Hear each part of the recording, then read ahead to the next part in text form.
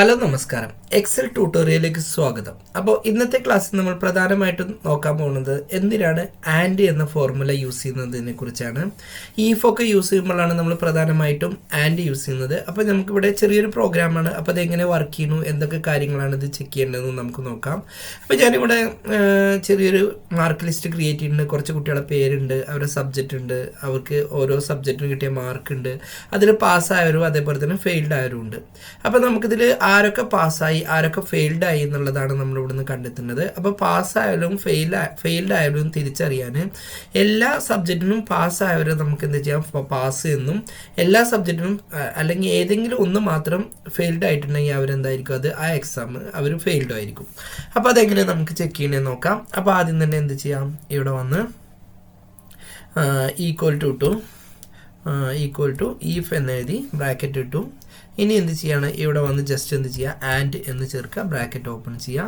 ഇനി ലോജിക്കൽ ടെസ്റ്റിൽ ആദ്യം ഇത് സെലക്ട് ചെയ്യുക, ഈക്വൽ ടു എന്ത് ചെയ്യുക, ഇതിൻ്റെ എക്സാമ്പിൾ നമ്മളിവിടെ വന്ന് പാസ് എന്ന് ചേർത്തു.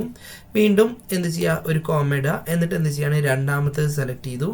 എന്നിട്ട് ഇതിനെ ഈക്വൽ ടു ഇതിൻ്റെ വാല്യൂ നമ്മൾ എന്ത് ചെയ്യാണ്, ഇവിടെ വന്ന് ഡബിൾ കൊട്ടേഷൻ്റെ ഉള്ളിൽ പാസ് എന്ന് ചേർത്തു.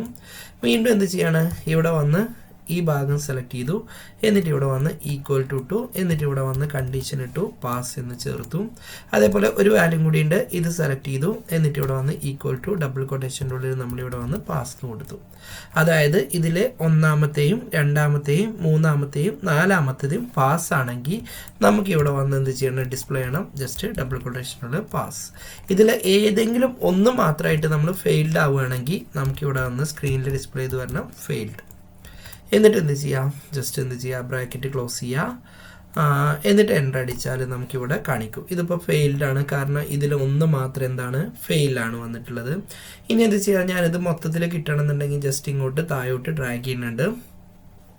അപ്പോൾ എല്ലാ സബ്ജക്റ്റിനും പാസ്സായവരും ഇവിടെ പാസ് എന്നും, ഏതെങ്കിലും ഒരു സബ്ജക്റ്റിന് നമുക്കിവിടെ ഫെയിൽഡ് ആയിട്ടുണ്ടെങ്കിൽ നമുക്കിവിടെ വന്ന് എന്താണ് ഫെയിൽഡോ ആണ് ഡിസ്പ്ലേ ചെയ്ത് വരുന്നത്. അപ്പോൾ ഇന്നെടുത്ത ക്ലാസ് സിമ്പിളായിട്ടുള്ള ഒരു ചെറിയൊരു ക്ലാസ്സാണ്. അപ്പോൾ നിങ്ങൾക്കിത് കറക്റ്റായി മനസ്സിലായെന്ന് വിചാരിക്കുന്നു. എന്തെങ്കിലും ഡൗട്ടോ അല്ലെങ്കിൽ കൂടുതലായിട്ട് എന്തെങ്കിലും കാര്യങ്ങളോ അറിയണമെന്നുണ്ടെങ്കിൽ ഈ വീഡിയോക്ക് താഴെ ഡിസ്ക്രിപ്ഷനിൽ നിങ്ങൾക്ക് കോൺടാക്ട് ചെയ്യാവുന്നതാണ്. അപ്പോൾ ഈ ചെയ്ത വർക്കിൻ്റെ ഫയൽ ഞാൻ എന്ത് ചെയ്യുന്നുണ്ട്, വർക്ക് കിട്ടാനുള്ള ഫയലിൻ്റെ ലിങ്ക് ഞാൻ ഈ വീഡിയോക്ക് താഴെ ഡിസ്ക്രിപ്ഷനിൽ ചേർത്ത് കൊടുക്കുന്നത്. അതിൽ പോയിട്ട് ഡൗൺലോഡ് ചെയ്തെടുക്കാവുന്നതാണ്. എങ്ങനെ ഡൗൺലോഡ് ചെയ്യാം എന്ന വീഡിയോൻ്റെ ലിങ്കും ഞാൻ ഈ വീഡിയോൻ്റെ ഡിസ്ക്രിപ്ഷനിൽ ആഡ് ചെയ്യുന്നതാണ്. അപ്പോൾ അടുത്തൊരു വീഡിയോയുമായിട്ട് നമുക്ക് വീണ്ടും കാണാം.